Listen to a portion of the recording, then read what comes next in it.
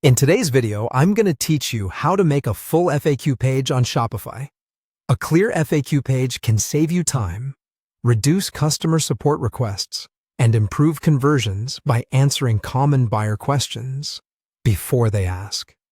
I'll walk you through the practical process using a Shopify app, explain what to look for, and give tips to make your FAQ useful and scannable. First, head to the Shopify App Store and search for FAQ. You'll find several solid options. Popular choices include Pagefly, Gem Pages, and Help Center.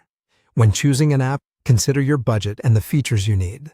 Many apps offer free plans that are perfectly adequate for small stores, while paid plans unlock advanced layout and styling options. Check recent reviews, look at screenshots or demos, and confirm the app supports templates and a drag-and-drop editor if you prefer visual design. Also note any permissions the app requests so you understand how it integrates with your store. Once the app is installed, open it and follow the app's onboarding instructions. Most apps provide pre-made templates designed specifically for FAQs and a drag-and-drop editor that makes layout changes simple. Start with a template you like, then customize fonts, spacing, and colors so the page matches your site's branding. Focus on clarity. Write concise, friendly questions and answers. Keep answers short and scannable, and use plain language rather than technical jargon. Group related questions into logical categories such as shipping, returns, and account management to help customers scan quickly. Within each category, place the most common or conversion-impacting questions first.